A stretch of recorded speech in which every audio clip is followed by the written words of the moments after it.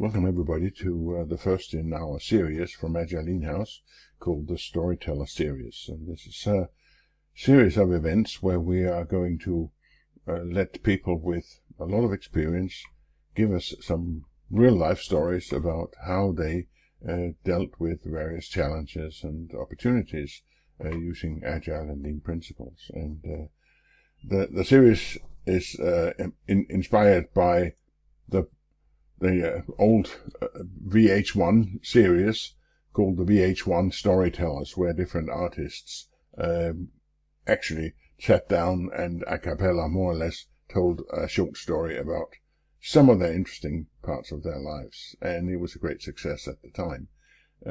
For example, one of the examples was the two old geezers here, Willie Nelson and Jenny Cass, who sat down and rambled along for an hour or so. Following that line of storytelling, we have tonight invited Leise from Copenhagen, who will give us a story about some teams that she worked with, that the happy team and the unhappy team. Actually, they were the same, but we'll hear her story. Tom Mellor will tell us about one of the best product owners that he ever worked with. And Robert will tell us a little bit about how he dealt with a so-called Superman programmer. So sit back, relax, and enjoy. We will be ready in a moment. Hello, everybody, and thank you, Kurt, for the invitation to kick off this first storytelling event today in Agile House. Before I tell you my story, I want to set the scene because actually every day Agile teams are forced to use Agile frameworks in ways that doesn't fit either what they are delivering or how they are most effectively developing their products. This imposition is harmful, and this is what we are up against here. External consultants are hired in to assist big companies with Agile transformations. They introduce a one-size-fits-all framework, and the consultants train everyone in a 2-day Scrum course or similar. Even worse, maybe, they train them in an Agile framework. And then the teams are told, now you go ahead. Now you do Agile. And your team could be next, or maybe you have already experienced this a few times. But anyways, teams like yours are the target for this harmfulness, and your organization will end up being victimized. I am here to tell you a true story about a team who decided to not become victimized, not to become victims of a stupid decision taken by management. Management who happened, in my opinion, to be poorly advised. So I hope you're well seated and maybe have a nice cup of tea or a cup of coffee, or maybe some cool drinks in this heat, and that you're prepared for a short 10-minute story. It may be a fairy tale, it may be a horror story, you choose. But what I'm about to tell you actually happened. So be prepared to be surprised. So once upon a time, there was a team. As I said, it was a real team. And the team was part of a 500 plus people organization. They were extremely good at what they were doing. They were specialists, highly skilled, and their services helped saving lives every single day. As a group, they worked very well together, not necessarily as a team, not necessarily with high transparency, but they were happy. They were very happy, and their end users were highly satisfied, and they delivered every day of the year. Until upper level management decided to go agile in a large scale. And this team that I'm telling you about became 1 out of 40 teams overnight, just like that. They were told, now you're a Scrum team, you have a Scrum Master, you have a product owner, you have a development team, you shall work in 2-week sprints, you shall have your results reviewed every second week, you shall have a backlog, all your work and results shall be transparent, you must inspect and adapt, you must use this digital tool, and you are now part of a learning organization. There are no mistakes, only learning. So go do. And you are now self-organizing. Now, let me just ask you out there, does this sound familiar to anybody? Have you heard this before? Have you experienced this?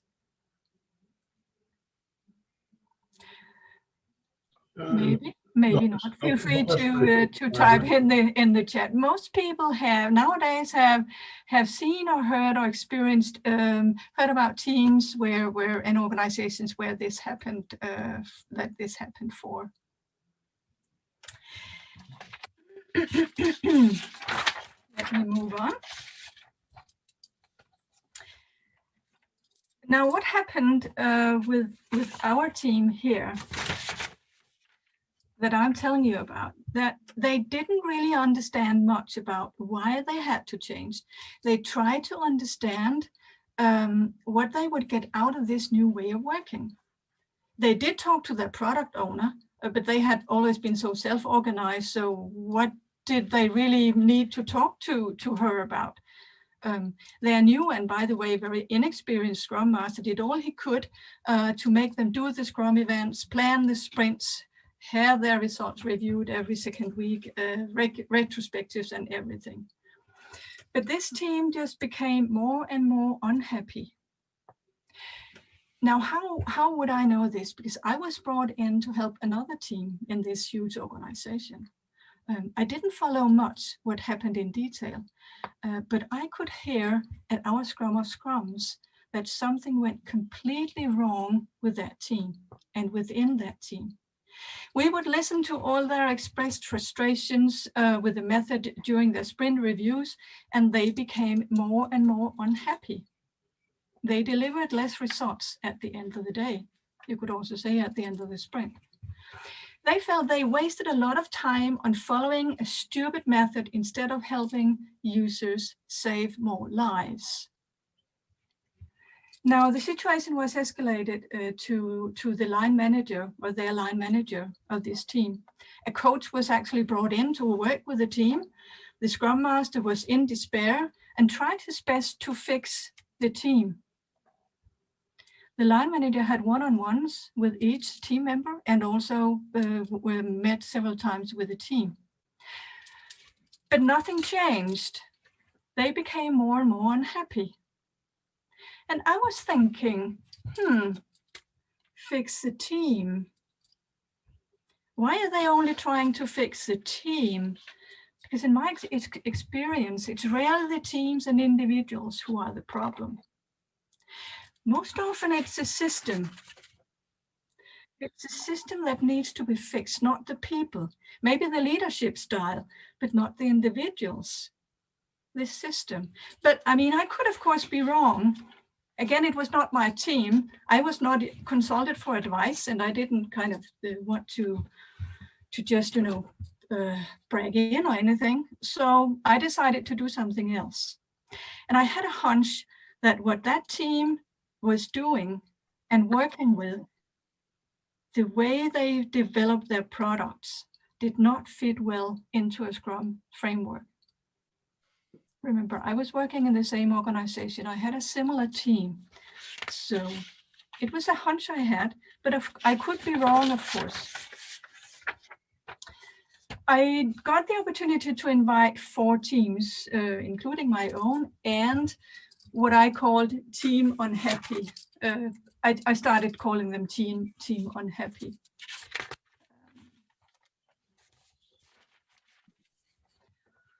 So I invited them to a workshop about Kanban. It was just a short appetizer, a 1-hour workshop. because I wanted to find out what is the problem. I thought I knew, but I mean, how could I tell? I couldn't be sure or anything. It was by invitation. Nobody was forced to show up. Quite many actually showed up during this 1 hour session. And my overall goal with that session was to find out if my hypothesis was correct, that most of our teams what they were working with was not complex, meaning unpredictable, but it was merely complicated, requiring specialists, but they would know how to do this. Even what they did was sometimes simple and repetitive. So I told them a little about Kanban. I told them what it means to work with something complicated. We talked about the complexity. This comes from the Kanban framework that we're working with in Agile Lean House. But basically, they knew what they didn't know. They didn't have to experiment, and they didn't really do that. So at the end of this 1 hour workshop, they teamed out and they worked on their own. They came back to me and then they said, Leise, we just found out that 80 to 90% of what we're doing is actually in the complicated domain. So why on earth are we forced to work Scrum? Because I had told them that basically, as a rule of thumb, this is where Scrum fits best and this is where Kanban fits best. Too oversimplified, I know, but it served its perfect purpose. And actually they asked me, why on earth do we have to do Scrum? And I said, I don't know, but would you like to work with me and do some more experiments? And some of them actually did. So what I then did, I invited to, I did an experiment and I invited them to, basically it was a full day workshop, but it took around 4 to 5 hours. And the subject was Kanban, a little neutral on purpose. It was everything, what I work with is by invitation. I had no idea who would show up. It was part of this department that I was working with those 4 teams, but I had no idea. I had prepared a lot, but I had no idea who were really going to show up and how many. If I asked you, and let's say there were, 60 people in this division, how many would you imagine showed up to this in this environment? You may want to type it in the chat. Just give me your best guess.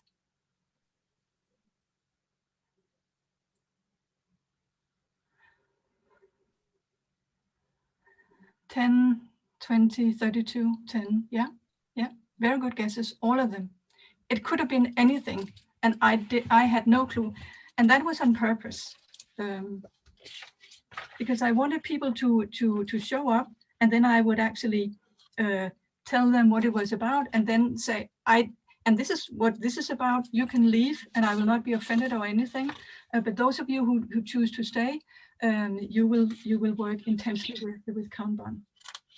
Now, to my big surprise, quite many people showed up, but quite few people stayed for the very focused workshop.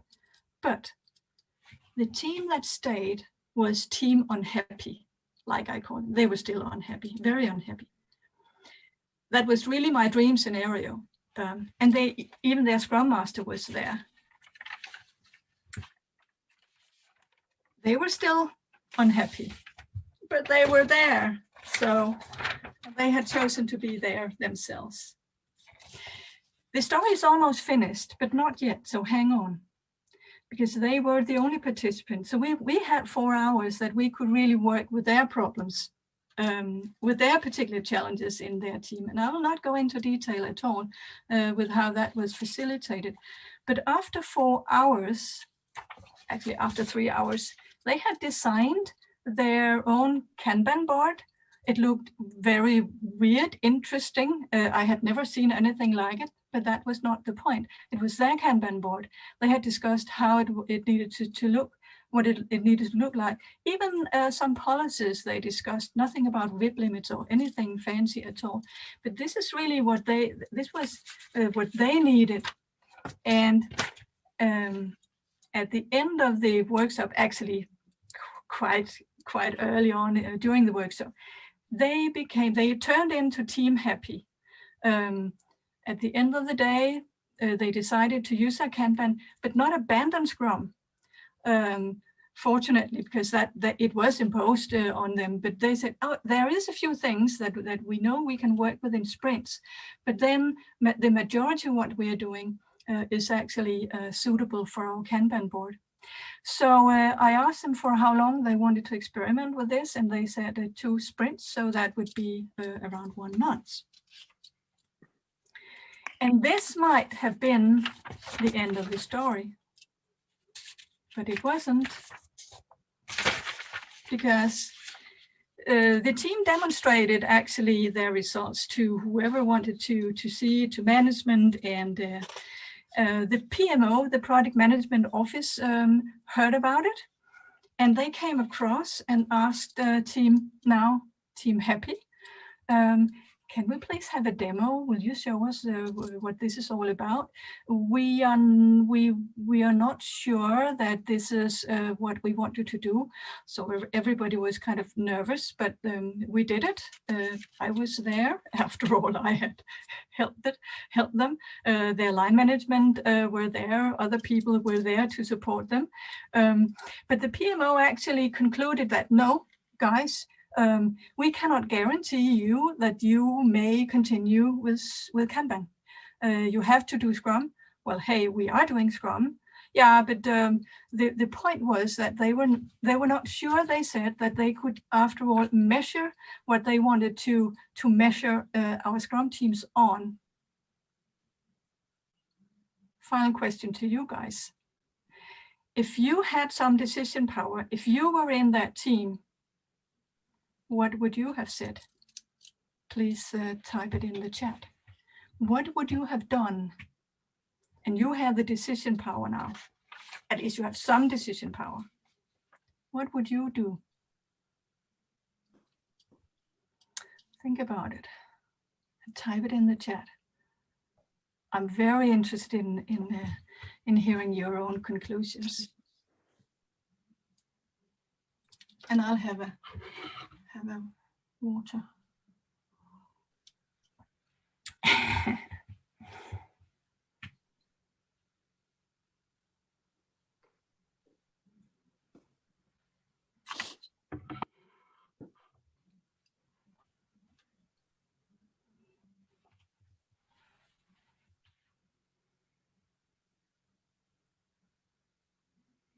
Very good. Oh, I'm so pleased to hear your. Please continue typing in here. I'll really read them in detail afterwards. So kick the PMO out and stay with what's working.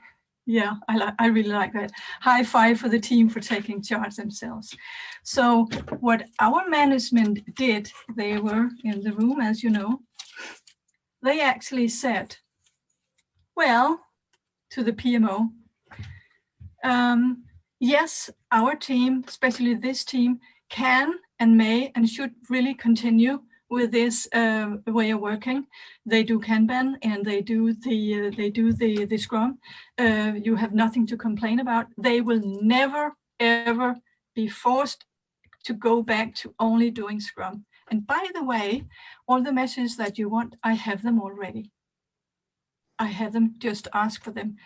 Because those measures had got nothing to do with how these teams were actually working, Scrum or Kanban or anything else. So that was the end of the story. But the morale is, in my opinion, don't impose Scrum, don't impose Kanban, don't impose anything on teams in general. You will never get very good results. But involve and engage. And if you are, for example, if you are consultants, any of you listening to me now, don't go go Gemba, do your Gemba, find out how the teams are working instead of coming in and squeezing some teams into something that they can really not fit. So if you have to pick a framework, pick the right framework, for crying out loud. I'm sorry. And then let the doers decide. And thank you for listening.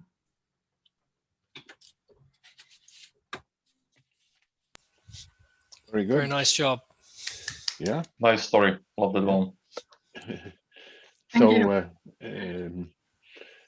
any more questions to Leise right now, or we will try and see if we have a little bit of extra time at the end where we can. Oh, you're clapping, perhaps. Okay. Yeah. Okay. Well, no waving of arms. Let's move on to Mr. Robert, and I'll see if I can defocus Leise and focus Robert instead. So Yes, I'm gonna start sharing the screen just for you to somehow identify with what's going on. I'm gonna tell you a story about a Superman. No, the Superman isn't me, myself. It's about the type of a person that sometimes happens in a team.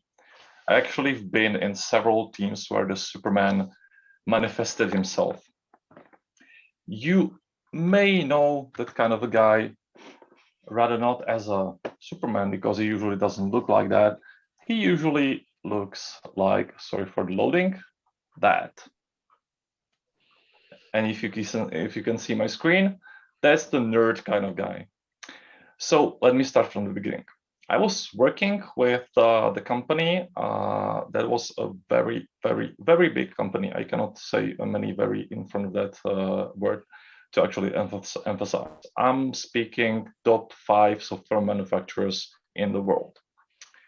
And we were producing mainframe software for banking industry, and these kind of things. So high efficiency and sustainability and resilience of the software, reliability of the software was #1 concern.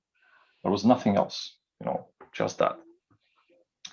And there was this kind of developer, let's call him Frank, and he was really the ace. He was really the Superman. He knew ins and outs of that software as best as you can imagine. There are stories that spans ages how he can remember bits and bytes of the software and how he can recollect on the phone what byte to change in the machine code so the fix will be working. But he was not a team player. And the team was working in a team manner, and the problem that the team was solving required a teamwork. He was very resilient to actually do anything that would be like working with other people. He was really standing alone and solving all the world's issues on his own. He was the Superman, wasn't he? So I bet you have some type of that guy in your team. Somehow, one way or the other, there is one.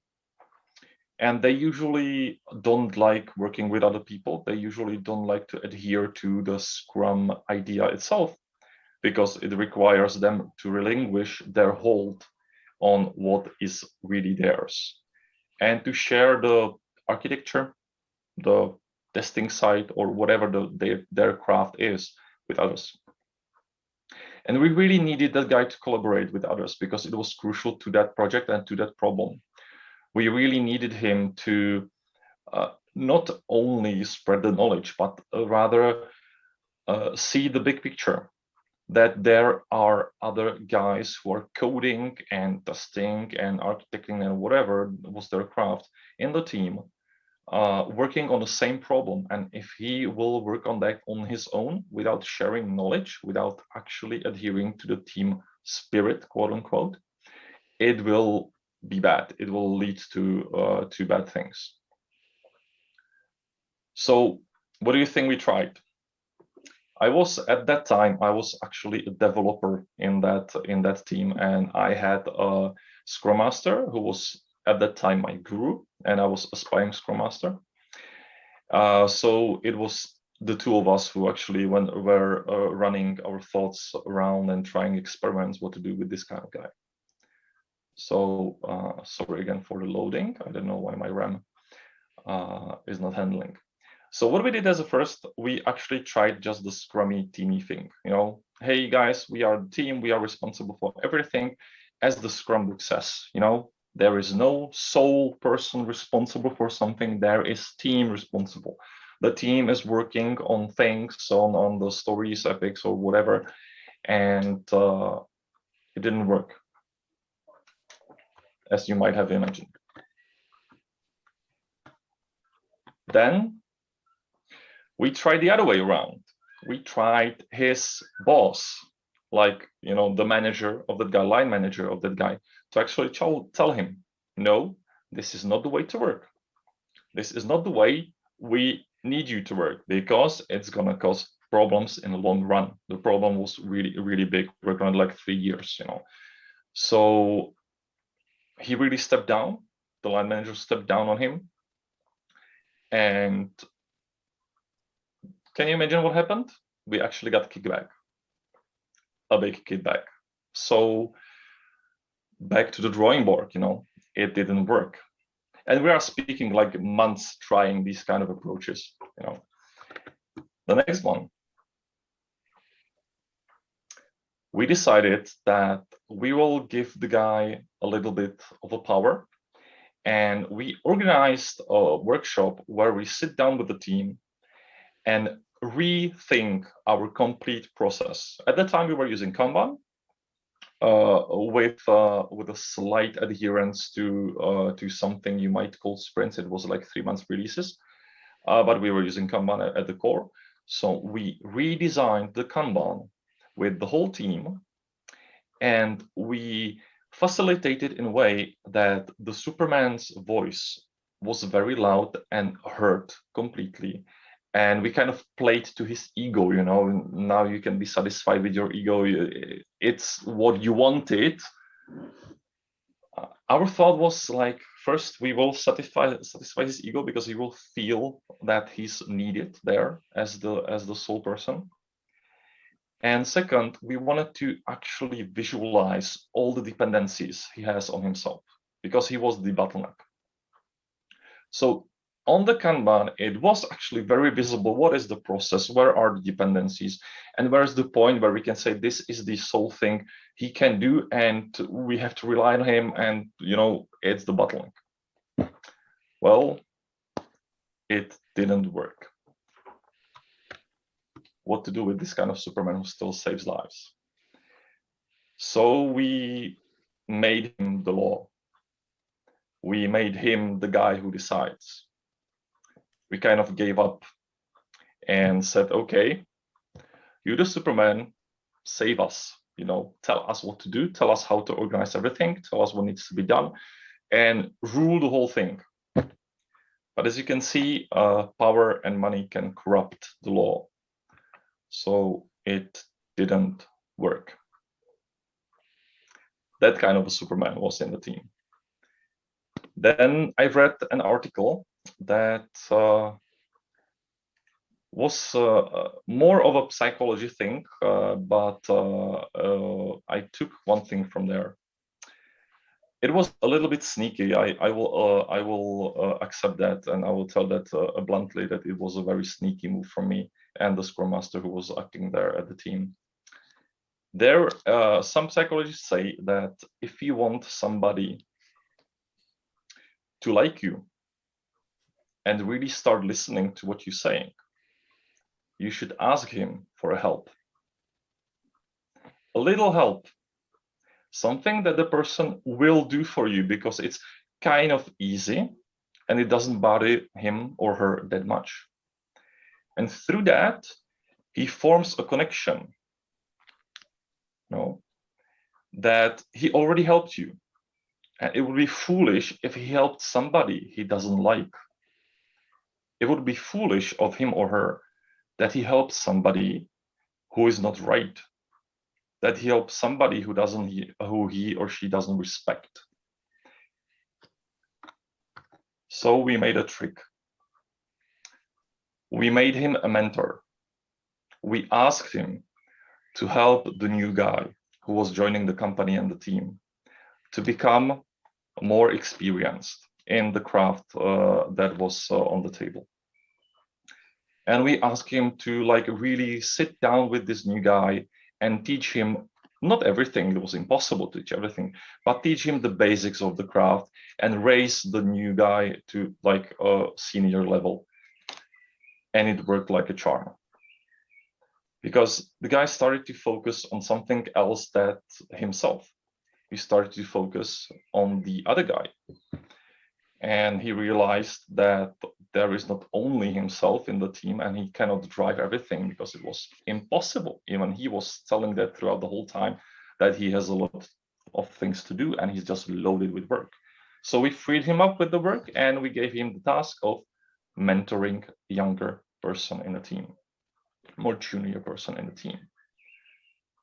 And guess what?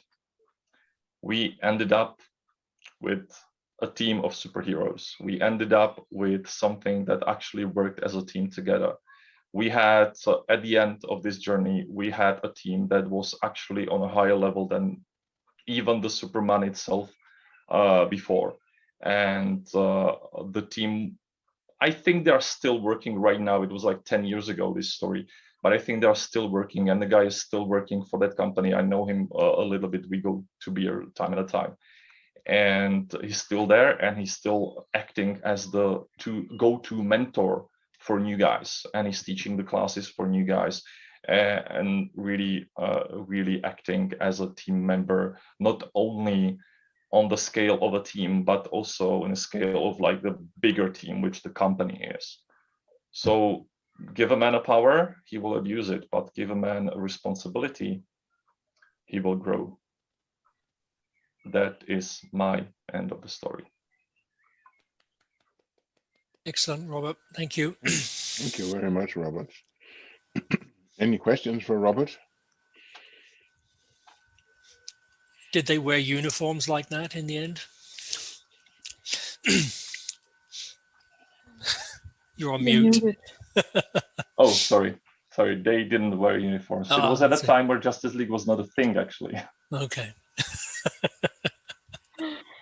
I said it was like 10 years ago, and to give you a background, I don't know what kind of background all of you guys have, but it was assembler development, and assembler is really the machine code, and the level of expertise you have to have, it's like the highest you can imagine. The guys actually can remember the machine code of certain instruction buried in the deepest loop in the oldest program, coded in ADs.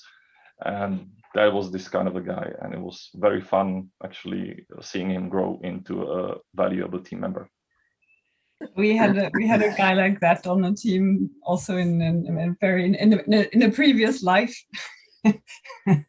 and while we were discussing how to describe and how to cut the architecture and how to make it happen and how to make it work, he got fed up and he left the meeting, and then 1.5 hours later he came back and said, I just implemented this. Now here it is, now you can describe it. That's exactly that kind of a guy, yes. And said, okay. All the system engineers sitting there with their pants down. Very good. Very, very nice story, Robert. I was just wondering, should I ask a question like this or on the? Yeah, go ahead. Go ahead. Because what you mentioned is like a trick, right? And it in a way, I'm a bit wary of calling, trying to find the right way to get somebody into a team a trick. But did you at some what I was puzzled about is the amount of time you seem to have had, because this seems to have gone on for a long time in a suboptimal way. So if you could comment a bit about that. And then the second really about whether you ever went to see him and actually asked him, hey, we need you on the team and we need you to be collaborating. What would need to happen for you to actually be able to do that? So that's the two questions I had. On the time, I can comment the second part. I probably didn't understand. I will try to answer. The whole thing, actually, from the first idea to the last idea, took something like 6 months, half a year, and it was because I said, mainframe and assembler, the development cycle is like 5 to 10 years. So half a year doesn't really matter. And the guy was really important to the company, so we didn't want to do any radical, The second question, did you mean like what did it took to start asking him in the first place, or I didn't quite understand? Yeah. Did you ask him directly, or because it seems like you kind of you and the Scrum Master were kind of figuring something out and then trying it out on him as a guinea pig, and it didn't work. Okay, we go back to the drawing room and try it. Sorry for making that version. Yes, the first thing I mentioned, the let's work as a team, was actually us coming to him, and it was not only like me or the Scrum Master. It was actually the team coming to him, like, we really need you. We really need your help. We really need your insight. But if you're just sitting there and doing things on your own and not explaining what are you actually working on, because he was just working on something, and it was like you described, he certainly came up with a solution to everything, and the rest of the team was working on that for months, and he just, hey, here it is, I coded it already, and we wasted the team months completely. We came to him. That was the first thing we did, and he was not responsive to that. Can I add a single thing, and then we'll jump over to Tom. Actually, Anya, I think that the method or the approach that Robert has described here is valid. In the complex domain, you sometimes do things because you want to see the side effects. And according to Dave Snowden, this is sometimes what you have to do. You cannot necessarily know how this will change some of the other aspects. So side effects are often important in the complex domain, and we're trying to understand the intrinsic behavior of a person that doesn't behave like we do. He's totally different. He's an alien in many ways. And so I actually think it's okay, as long as it's done respectful and you're not lying to people and you're not cheating them for money and things like that. So, okay, just let's move over to Tom. And Tom, you're welcome on board, and we look forward to hearing your storytelling this evening. Well, thank you, Kurt. It's an honor to be here. I don't think I can match the previous two presenters in quality, but I'll give it a go. One of the things I did was I put a file out in chat. I don't know if people saw it. It was earlier in the flow of the chat, called Working Agreements. It's a PDF file. And maybe I can put it out there one more time. Let's see if I can put it out there. The reason I'm putting it out there is it forms sort of the background of the story that I'm going to tell. So it's all right. I think I'll share my screen as well. Let's see if I can. So the story is about a particular person who was a product owner on a team over 10 years ago. So the story, like many stories, has lived through different iterations. I won't deny that maybe I've embellished it a little bit over the years to make points about it. But the lady who is the subject of the story was actually in, and let me see if I can find it here. She was actually in my product owner workshop a couple of weeks ago, and this is the lady here, a lady named Carissa Coots. Carissa was the finest product owner I ever worked with in 10 years as a Scrum Master at my company. And I worked with a lot of good ones. I had over 50 Scrum projects, development efforts going on there. I worked with many different product owners, many good ones, but she was by far the best. So I'm going to, and so she's a real person. That's why I tell people, I've actually had people in my workshops ask, is this a made up or a contrived person, or is it real? And I said, she's real. And I have more than just this story about her, but this is one of the most powerful stories I tell about her. And just to put a little bit of context to this, this is, you should be able to see our team room that we worked in. That board at the end of the room, people will recognize as a Kanban style board. We're doing Scrum here, but we're managing our work in a Kanban style. This is before Anderson or anybody else wrote anything about Kanban. So we had known a little bit about the Kanban flow system, but that's how we managed the work in this particular group. Carissa is the lady, the picture's not all that clear, but she's the lady standing with her arms folded next to the brown door near the front of the room. And so we're at a daily Scrum here, and she attended the daily Scrum every day because she was also doing development work on the team. She was a business analyst by skill, but she did a lot of exploratory user testing for us. She also was involved in the writing of user stories, and of course, she managed the product backlog. So that's her role there. The story, I don't have any graphics to go along with the story. I'll just tell the story. We were at a sprint review, and we work in a large company. When I say large, we can put very, very, very in front of that as well. It's the largest insurance company in the United States that sells personal insurance, State Farm. And I'm fine using the name. I'm retired from there. I don't have any restrictions on telling the story and using State Farm's name in the story. So I live in the headquarter city of that organization, and the campus is about 2 miles from my house. So we were in a sprint review. She's the product owner, and so she typically facilitated the sprint reviews. We held them in person, but because she had such a large user group, over 130,000 users, a lot of people attended virtually. And she even said this in the product owner workshop a couple of weeks ago, we did Scrum the way Tom Mellor taught us to do it, and we did it right.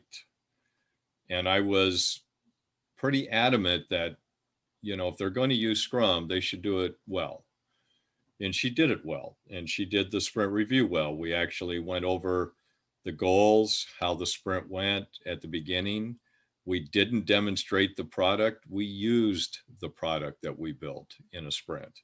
We actually had people come in and use the product in front of the attendees at the sprint review. It wasn't user acceptance testing per se. It was just bringing users in to let them run through the product that we, the increment that we had built. And if they got stuck on something, we noted it. We looked at it and said, they're stuck here. It's not intuitive to them what they should do at this point.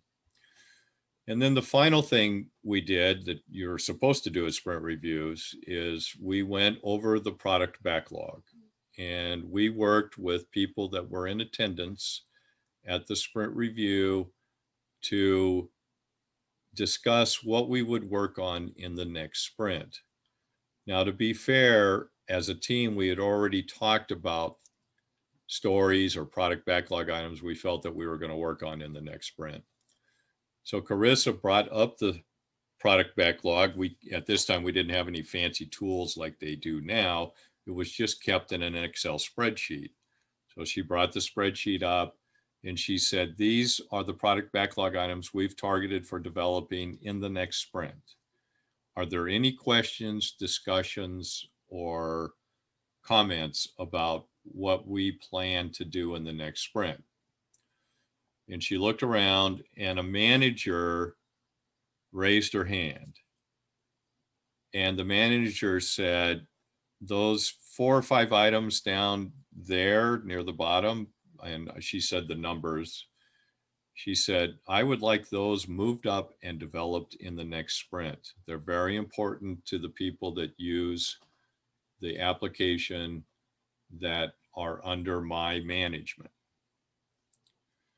And Carissa pointed at or ran her cursor over and she said, you mean these?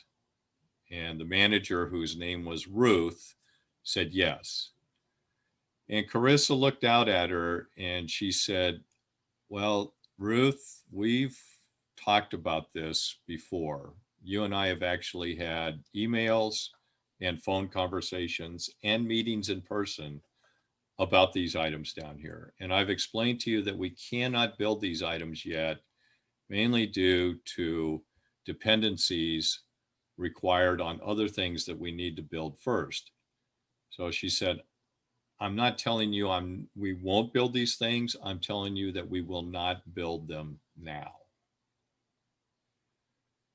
And I was sitting next to Carissa's boss. I'm a manager. I'm also the Scrum Master, but I'm a manager. I'm sitting next to her manager, and we sort of look at each other like, I wonder what's going to happen here. And Ruth was also a manager. She was a peer to Carissa's manager and to me. And I looked back at Ruth and I could tell that she was agitated. She was pretty upset. And I think she was mostly upset that Carissa had said no to her in front of a bunch of people, some of whom were senior management. So Ruth said, well, I think that we should raise this issue to higher management for their input. And Carissa said, I'm welcome to do that. This is not the forum to do that in.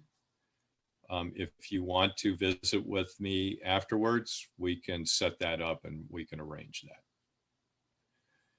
And so with that being said, Carissa just basically cut off the discussion at that point. And she looked around and said, are there any other comments or questions about what we plan to work on in the next sprint? And nobody said anything. And so Carissa said, that's good. We need to go to our retrospective.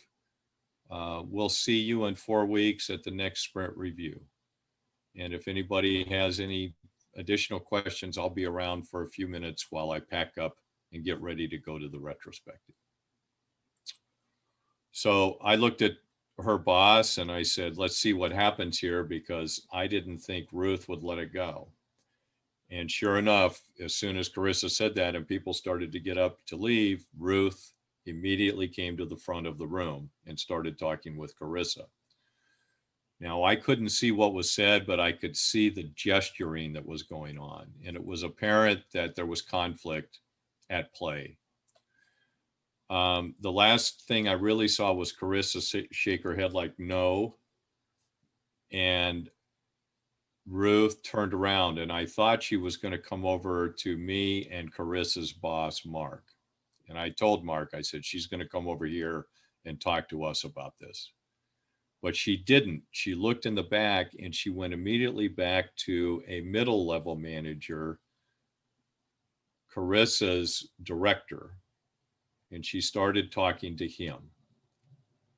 And he was a very distinguished, longtime employee, and he was nodding his head. And then he sort of put his hands up like, what do you want me to do? And shrugged his shoulders. And she got really frustrated. We could see that. And she exited the room. And I told Carissa's boss, Mark, I said, I'm going to go back and talk to Woody, the director. I want to see what he said to Ruth. So I went back to Woody and I said, how you doing, Woody? And he goes, hi, Tom. It's good to see you. You guys had a really good sprint review. You had a good sprint. I said, thank you. I said, I saw Ruth was back here talking to you. Can I ask what she wanted? And he kind of laughed at me, and he said, you know what she wanted. She wanted me to go up to Carissa and tell her to move those 4 or 5 items up in the product backlog. And I nodded my head and I said, yes, I can understand that. And then he looked at me and he said, I can't do that, Tom, right? And I said, right. And he said, we have a working agreement between management and the team. And in that working agreement, it specifies that Carissa has entire control over that list. She decides what goes in it, what doesn't go in it, and the order of things in it.